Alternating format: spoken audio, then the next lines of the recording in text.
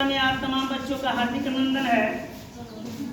आज के प्रातःकालीन मेला में आप सभी बच्चों ने इस सुहावने पल और सुहावने मौसम के दरमियान आप सभी उपस्थित होते हुए आज ये स्वाभाविक रूप से नेचर भी हमारे साथ है, आप आनंदमय हैं, इसका वजह हमारा नेचर है। इसीलिए कहा जाता है स्वस्थ पर्यावरण तो स्वस्थ हमारा समाज बनेगा। इसलिए कहा गया है स्वस्थ पर्यावरण रहेगा तो स्वस्थ समाज बनेगा, और स्वस्थ समाज तभी बनेगा जब स्वस्थ पर्यावरण रहेगा। ये दोनों एक दूसरे से कॉम्प्लीमेंटेड है, इन दोनों को एक दूसरे के पूरक माना जाएगा। और मैं हमेशा कहता हूँ कि मन की शक्ति को पहचानना है तो पर्यावरण का सबसे बड़ा साथ होना चाहिए। पर्यावरण हमारे हृदय को क्या करता है, टचिंग करता है और हमारे हृदय को सुपुर्द बना देता है।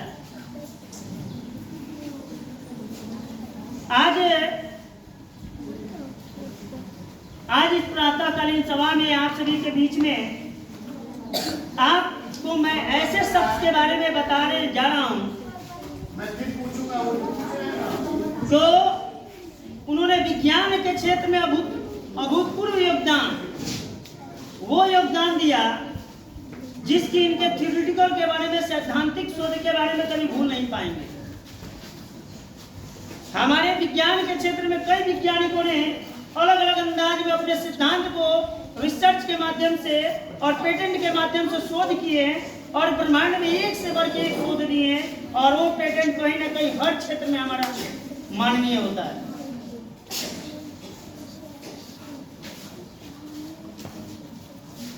जैसे में आप लोगों ने को मैंने कभी चार्ल्स डार्विन के बारे में मैंने बताया था, कभी एडिसन साहब के बारे में मैंने बताया था, कभी न्यूटन साहब ने जो ने ग्रेविटी की खोज की, पहली बार इस पूरे ब्रह्मांड को ग्रेविटी के सिद्धांत के बारे में दर्शाया, उनके बारे में मैंने भी बता दिया है। और इंडिया के सबसे सुपर मास्टर, पूरी दुनिया पर राज रखने वाले, सभी दुनिया के हृदय पे अपने आधिपत्य और अस्तित्व को बनाए रखने वाले एपीजे अब्दुल कलाम है, जो हमारे देश को विज्ञान के क्षेत्र में उस सीमा तक पहुंचाया जहां तक वैश्विक सिद्धांत में कोई ऐसा साइंटिस्ट नहीं दिया होगा।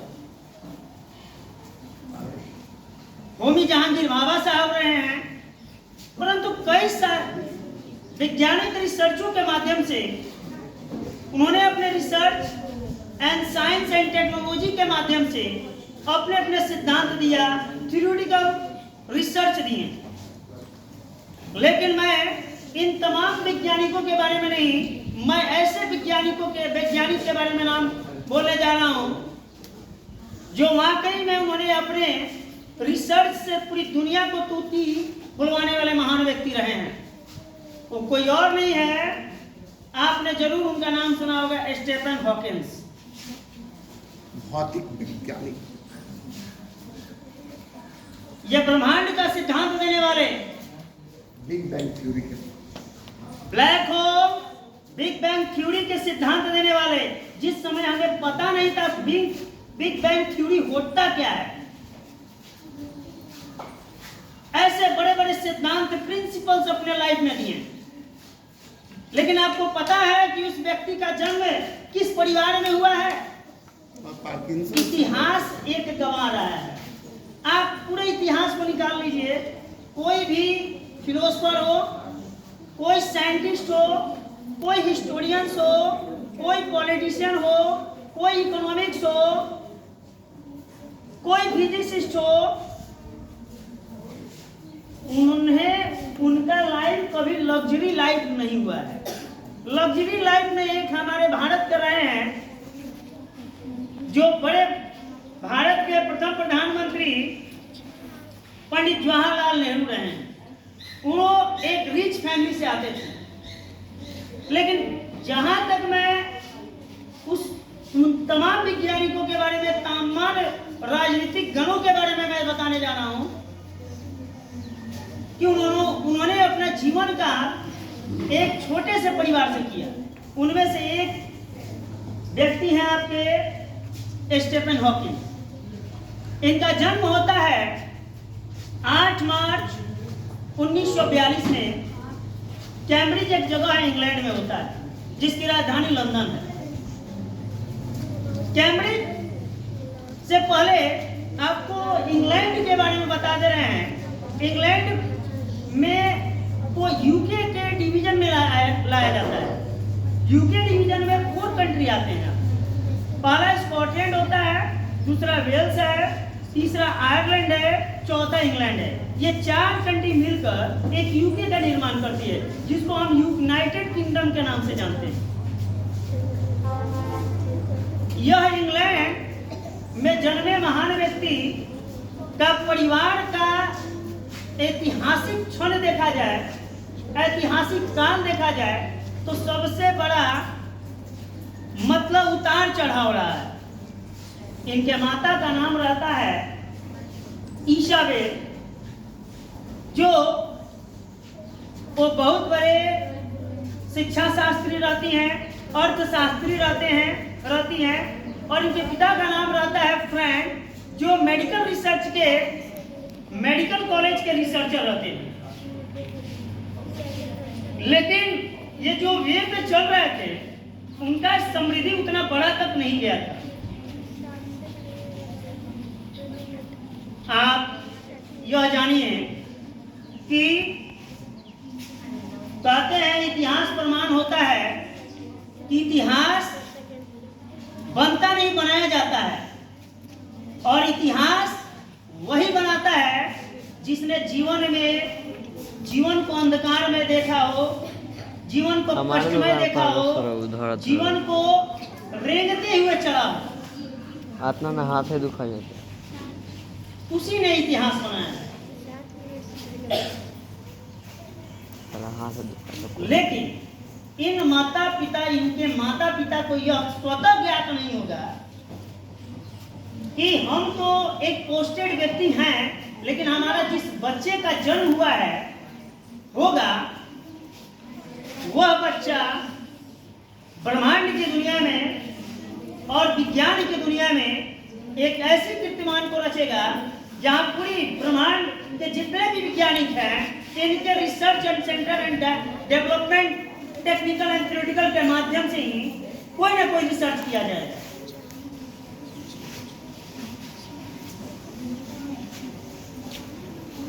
तो ये इनका पढ़ाई पहले लंदन में होता है। लंदन के यूनिवर्सिटी कॉलेज है, वहां पे होता है। उसके बाद ये कैम्ब्रिज यूनिवर्सिटी में पढ़ते हैं और रिसर्च एंड थ्योरेटिकल कॉलेज एक है, वहां में भी काम किए हैं। बाल्यावस्था बड़ा कठिन रहा है। उस समय में इनका जीवन काल बड़ी समृद्ध नहीं थी, उतनी महानता की ओर नहीं थे, कष्ट में जिंदगी जी रहे थे। लेकिन क्या पता, आज जो हम अपने आप को कष्ट में जिंदगी दे रहे हैं, आज का कष्ट कल का आज का वर्तमान का कष्ट कल भविष्य का निर्माण सुखमय जिंदगी से करेगी। जो आज आप जो नीचे की दुनिया को देख रहे हैं, आने वाला भविष्य आपकी तारों की दुनिया में आपकी बिखरेगी। आप तारों की दुनिया में आपकी विरासत झलकेगी। शायद ये इनके माता पिता कल्पना नहीं, लेकिन इन्होंने कल्पना किया था। कभी कभी माइंड में ऐसे व्यक्तियों के अंदर गहनता से आ जाता है, वो चाह कर भी ना चाह कर वो चाहता है कि मैं कुछ करके ही दिखा दूं समाज को। इसलिए महात्मा गांधी का एक विचार है, if you want to see in the world that you must be the change in the world. यदि दुनिया को देखना चाहते हैं, यदि दुनिया आपको देखना चाहती है, तो आपके अंदर परिवर्तन की शैली या बदलाव की शैली आपकी जिंदगी में होना चाहिए। इन्होंने अपने जीवन में परिवर्तन का क्षेत्र को अपनाया। कहा जाता है adversity in changing that's make your history in your life because it is a part of your life and that you if you adopted that you may create and make history in your life. सुनिए, तो उन्होंने Cambridge university के professor and research के शोधकर्ता बने। वह शोधकर्ता बने और उसमें पहली बार रेज ऑफ कॉस्मोस के बारे में बताया, ब्रह्मांड के सिद्धांत के बारे में बोला। जैसे अजय सर ने बोला थ्योरी, ये कैसे इसका निर्माण हुआ, बिग बैंग थ्योरी होता क्या है, इसके क्या हानि है, इसके क्या लाभ हैं, ये हमारे ब्रह्मांड का कैसे अंग बना, ये ब्रह्मांड में कैसे आया, इसका रिसर्च के माध्यम से, शोध के माध्यम से बताएं। आज बिग बैंग थ्योरी के ही माध्यम से कई रिसर्चर एंड साइंटिस्ट कई तरह के रिसर्च करते हैं।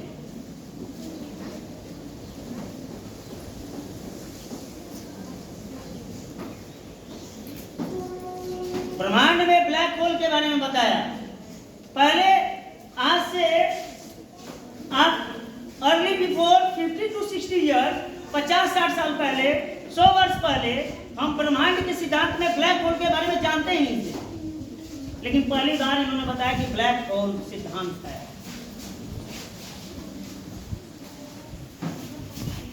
तो ये चीज जो आता है, आपको हम क्या करते हैं, हम अपने रिसर्च को अपने स्वयं एक्सपेरिमेंट में तोड़ते हैं। एक्सपेरिमेंट कब आता है बताइए? एक्सपेरिमेंट तब आता है जब आपके अंदर माइंड में एक पेटेंट चलता है, विचारधारा चलती है, और वो विचारधारा आपको एक्सपेरिमेंट में चेंज कर देगी, और एक एक्सपेरिमेंट आपको रिसर्च में बदल देगा, और रिसर्च बदल कर थ्योरेटिकल आइडिया में बदल देगा। और इसके माध्यम से इन्होंने पूरे ब्रह्मांड में प्रसिद्धि किया, और इनके ब्लैक कॉस्मोस थ्योरीज, ब्रह्मांड के सिद्धांत, और उसके बाद उन्होंने ब्लैक होल, बिग बैंग, ये सिद्धांत कई यूनिवर्सिटी में आज भी वैज्ञानिक हमारे पढ़ाते हैं, चाहे नालंदा यूनिवर्सिटी भारत का हो या कैम्ब्रिज यूनिवर्सिटी आपका इंग्लैंड का हो। चंद्रशेखर वेंकट भी गए थे वो। ये जितने भी यूनिवर्सिटी है या ट्रिनिटी कॉलेज हो, ये सब फेमस यूनिवर्सिटी है, या ऑक्सफोर्ड यूनिवर्सिटी हो, आज भी प्रोफेसर रिसर्च के माध्यम से कई तरह से आज भी बिग बैंग थ्योरी का सिद्धांत देने वाले महान वैज्ञानिक जो थे, दर्शन शास्त्री थे, इतिहासकारी थे, लेखक थे, आज इनका थ्योरी दिया हुआ तरह के आज भी रिसर्च इनके थ्योरी पे किया जा रहा है। जब हमें यह पता नहीं होगा कि वाटर क्या होता है, तो वाटर साइकिल कहां से जानेंगे? जब हमें पता ये नहीं रहे कि वाटर क्या है, तो हम हाइड्रो इलेक्ट्रिसिटी पावर कैसे बैठाएंगे? पहले तो हमें जल के बारे में जानकारी होना चाहिए ना, तब ना हाइड्रो इलेक्ट्रिसिटी पावर के बारे में बताएंगे। तो यह चीज आप ये कि आप लोगों को पहले सिद्धांत के बारे में पहले जानकारी होता है। तो उसी तरह ब्लैक होल के बारे में जानकारी हुआ, बिग बैंग थ्योरी के बारे में जानकारी हुआ, और इस पर कई तरह के ब्रह्मांड के बारे में जानकारी हम लेने लगे। इस थ्योरी के माध्यम से, इस सिद्धांत के माध्यम से अल्बर्ट आइंस्टाइन पुरस्कार इनको दिया गया 1978 में, और रिसर्च एंड डेवलपमेंट के क्षेत्र में भी इनको 1988 में अवार्ड दिया गया, और ऐसे ऐसे न जाने कितने अवार्ड इनको दिया गया।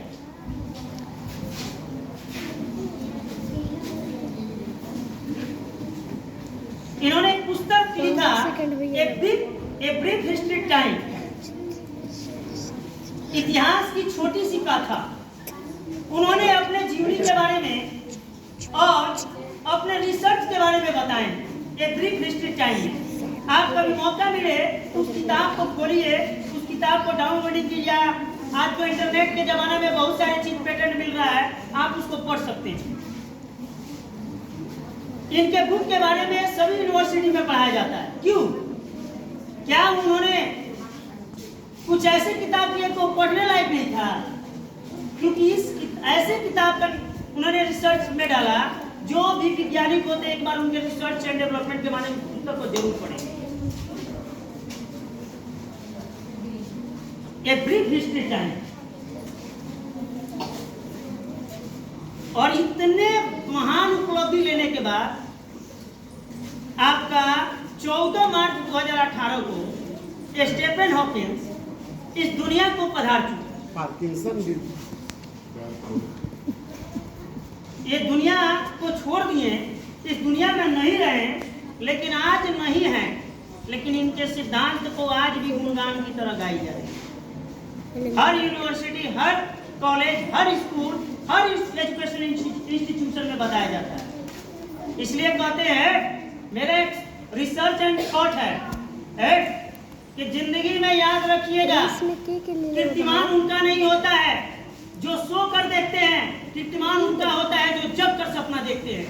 सोए हुए सपने केवल एक जीवन के अल्प आयु के आपके पहचान होंगे, लेकिन जग कर देखा हुआ सपना जीवन भर आपके लिए पहचान बनाती है। जब तक लक्ष्य को प्राप्ति नहीं करेंगे तब तक हम सोएंगे नहीं। हम भले ही इस दुनिया में रहे या ना रहे, लेकिन हमारे विचार और पेटेंट इस दुनिया में हम पढ़ के जा रहे हैं, तो वो विचार और पेटेंट हमेशा अमरनशील यानी अमरत्व की तरह जाती रहेगी, भले ये शरीर, ये बॉडी लैंग्वेज रहे या ना रहे। इसलिए अपने विचार और रिसर्च को इस प्रमाण में छोड़ के जाइए कि आपके विचार और लक्ष्य को सामने वाला व्यक्ति, हर व्यक्ति आपको पढ़े, समझे और आपके विचार और लक्ष्य और पेटेंट को हमेशा स्मरण करते रहे। यही आपकी उपलब्धि है, यही आपकी पहचान है, यही आपकी कीर्तिमान है, यही आपकी है। इसलिए अपने विचार को बनाएं और सत्य अहिंसा का मार्ग चले। जीवन में आप हमेशा सफल रहिएगा।